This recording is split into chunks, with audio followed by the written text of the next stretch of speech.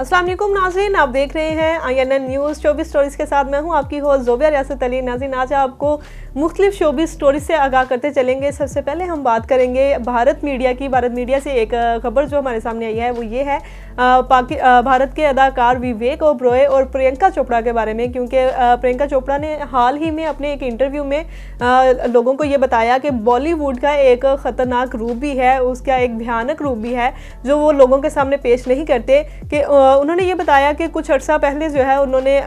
Bollywood industry को इसलिए छोड़ा क्योंकि उनको काम मिलना बंद हो गया था, यानी कि उनकी अच्छी कारकर्दगी के बाद उनको सराहना लोगों ने बंद कर दिया था, उनको काम मिलना बंद हो गया था। या उनके कहने का मतलब ये है कि बॉलीवुड इंडस्ट्री में स्टिल इंसान वही चल सकता है, वही अदाकार चल सकता है कि जिसका बैकग्राउंड स्ट्रॉन्ग हो या उसको सपोर्ट करने वाले बहुत से लोग हों। जैसे कि अभी अब देख लें, बहुत से फेमस अदाकार हैं जो स्टिल अभी तक नज़र आते दिखाई दे रहे हैं, तो यकीनन इनका बैकग्राउंड बहुत स्ट्रॉन्ग होगा। किसी के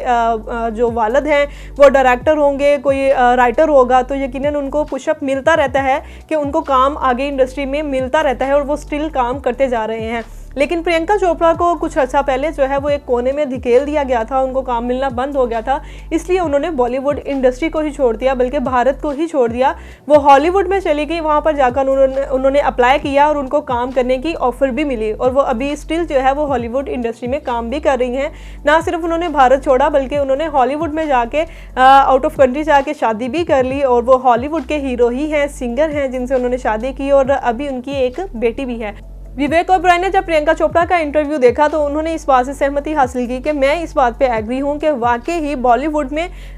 लोगों के बहुत से ख़तरनाक रूप भी हैं जो लोगों के साथ वो नाइंसाफ़ी कर जाते हैं। मेरी एक मूवी थी जिसमें मैंने बहुत अच्छी कारकर्दगी की और यकीनन वो मूवी जो है वो सुपर हिट भी गई, लेकिन उसके फ़ौरन बाद ही मुझे काम मिलना बंद हो गया और बहुत अरसा तक जो है वो मैं काम से महरूम रहा और अपने घर में फ्री बैठा रहा। लेकिन तभी मेरे माइंड ने ये काम किया कि यकीनन मुझे अपनी ज़िंदगी में कुछ करना है, सिर्फ बॉलीवुड इंडस्ट्री के निसार नहीं रहना, मुझे सिर्फ इसका ही सहारा नहीं लेना, मुझे अपनी ज़िंदगी में और भी कामों में मशगूल होना चाहिए ताकि अगर मुझे इस तरफ से काम ना मिले तो मेरी ज़िंदगी के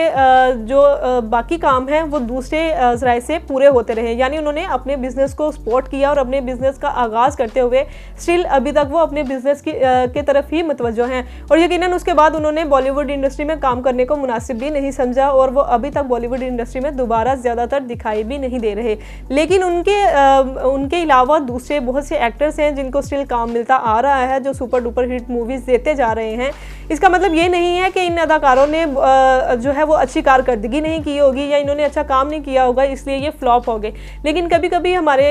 इंडस्ट्री या हमारे लोग जो हैं वो हमारे साथ नाइंसाफ़ी कर जाते हैं, हमें कमतर समझ के पीछे छोड़ दिया जाता है और आगे आने का मौका नहीं दिया जाता। इसी के साथ आपको पाकिस्तान की एक शोबिज़ स्टोरी सुनाते जाएँ कि पाकिस्तान की सीनियर अदाकारा शुगुफ्ता इजाज़ जो हैं उन्होंने अपने कुछ रोज़ पहले इंस्टाग्राम से एक ट्वीट किया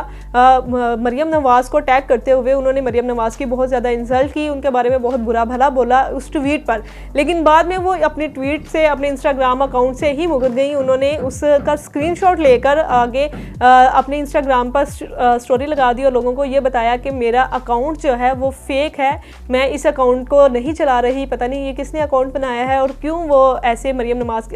नवाज़ के ख़िलाफ़ बोल रहा है। लेकिन अगर देखने में आए तो अभी जितने भी सीनियर अदाकार हैं या जूनियर हैं, सभी न्यू जनरेशन जो है वो इमरान खान के साथ है, इमरान खान को ज़्यादा सपोर्ट कर रहे हैं। तो हमें तो यकीनन यही लगता है कि जिनकी खुद की ही कारकर्दगी है कि एक फ़ेक अकाउंट बनाकर मरियम नवाज़ की इंसल्ट कर दी, उसके बारे में बुरा भला बोल लिया, जब इनके दिल की भड़ास निकल गई तो यकीनन इन्होंने बाद में जो है वो एक फ़ेक अकाउंट का बता दिया कि ये फ़ेक अकाउंट है, मेरे नाम से जाली अकाउंट बनाया गया है और कोई और यूज़ कर रहा है, मैं इस अकाउंट को यूज़ नहीं कर रही। लेकिन अगर एक तरफ देखा जाए तो सबा कमर के अलावा और भी बहुत से अदाकार हैं जिनके फ़ेक अकाउंट बनाए गए, जिनके नाम से फ़ेक अकाउंट बनाकर किसी और को